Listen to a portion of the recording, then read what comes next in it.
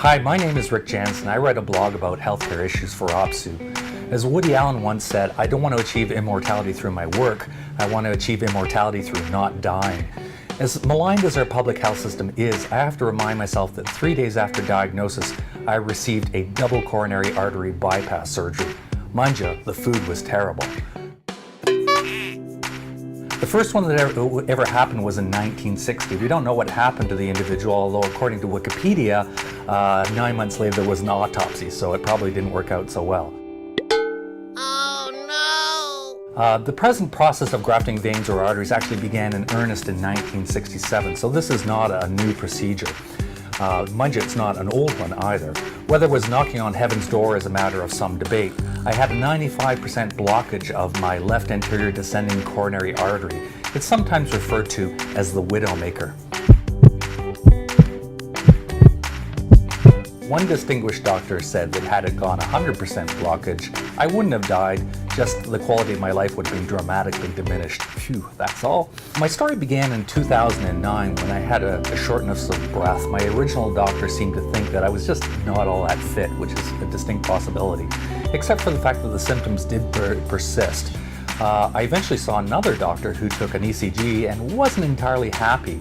Luckily, that doctor was at a hospital. I use a clinic in the North York Hospital, and she said, well, there's two things you can do.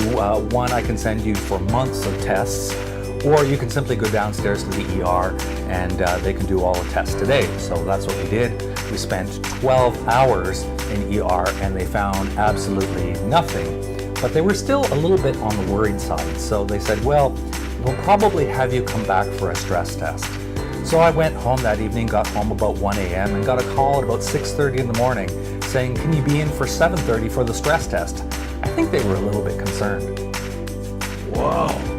I did persuade them to push it back a little bit longer so that I could make it in for about 9:30, and we underwent the stress test, which involves working on a treadmill while you're hooked up to a battery of wires.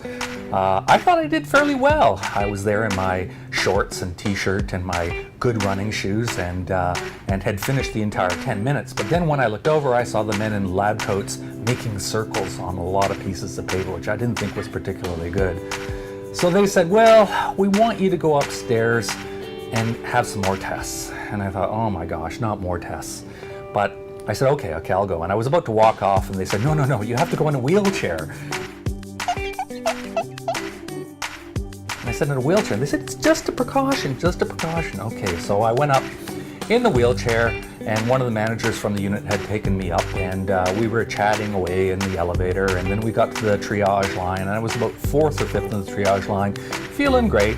Then all of a sudden I felt very dizzy and I didn't know whether or not I wanted to throw up or pass out. And next thing I know, I wasn't in the triage line anymore. I was straight into ER, and before I knew it, I was on a gurney, had a whole bunch of wires on my chest, and lo and behold, there was a cardiologist there who said I had an acute angina attack. So on Thursday, I was admitted to hospital, and I was told that they were making an appointment to send me to Sunnybrook the next day for an angiogram. When I got to Sunnybrook the next day by ambulance,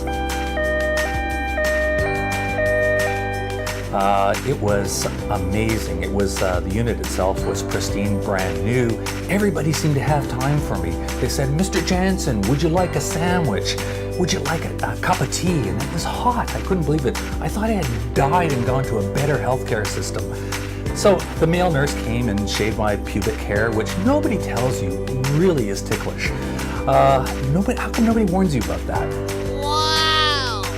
I had good drugs, was feeling great, went in for my angiogram, which involves inserting dye up your arm, and the dye becomes visible in your heart, and you can see it on a screen. And I could see this tiny little pencil line basically servicing a giant artery. And they said, that's a 95% blockage. Again, the widowmaker. They also found blockage on another artery as well, and it became clear that I was in for double bypass surgery. So when I came out, they said, we're scheduling you for surgery on Monday, which suggested, given it was Friday, suggested that it was fairly urgent. And they sent me, unfortunately, back in an ambulance again to North York because there was no beds at Sunnybrook at the time. One of the charms of hospital overcrowding, I suppose.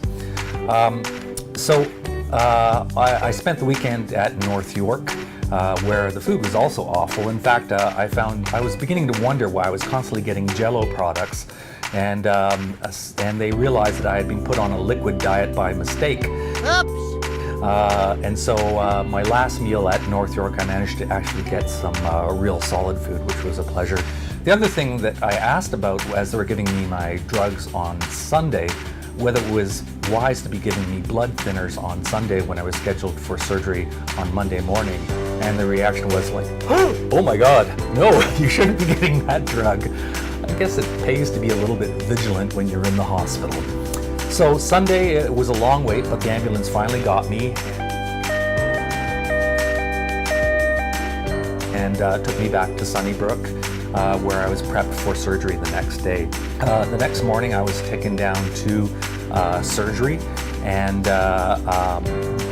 thankfully they had warned me that there was a possibility my surgery could be canceled because there was a gang war going on, and Sunnybrook was the local trauma center. Fortunately, nobody had been shot that morning, so my bypass surgery went ahead. So I don't remember anything of my surgery because they asked me to do the old countdown, and I think I was out by 8, counting down from 10. And the next thing I know, I was woken up in critical care, and there was one nurse whose only job was to watch me, which was quite interesting. I thought this was amazing, the level of care I was receiving, until they made me go up to the ward, where I was no longer in a semi-private room, which my insurance had covered. Instead, I was in a wardroom simply because there was no space. Suddenly the food was no longer good. It was really awful. I don't know how you ruin toast, but they managed to do it at Sunnybrook. And the nurses were continually stressed and apologizing every time they came into my room because they were usually a little bit late with my medication. A physiotherapist came in once to see me and managed to get me in a pretzel position, and she was called away, and I never saw her again, which was kind of awkward considering I was sitting there for a long time wondering when I should undo the pretzel. The other problem with being on a wardroom is that there's a lot of visitors, it's very noisy, it's hard to get rest. My spouse was rather upset the fact that my sheets didn't seem to be getting changed during my stay. Every day they promised me a shower, and I didn't get one until the following Saturday, the day that I was actually discharged. In the end, I was really happy when the doctor said, "You don't need to be here anymore, I'm sending you home." The aftercare was actually pretty good for my condition. They enrolled me in a cardiac rehab program that lasted a full year, where at first you attend once a week and you do lots of walking, and you also get educated about foods that are better to eat than the choices that one had previously made, like those chicken wings after floor hockey on a Saturday night. So what are the conclusions to draw from all this? The system does work, obviously. I got my care and my surgery within 3 days of diagnosis, but it has many rough edges. Certainly the before care was amazing, and the aftercare, not so much. The cost of my surgery was about $10,000. At least that's what comparison reports tell me. The average stay in a hospital is about another $7,000, so it cost the system roughly about $17,000 for me to be there. Since then, I've paid in about $80,000 just in income taxes alone. So was it worth it to keep me alive? Well, from a government's perspective, I'd say so. So keeping me alive was a good plan financially, and my family and friends certainly appreciate it too. Premier win, I support protecting, strengthening, and expanding Medicare in the 2014 Healthcare Accord. I hope you will too.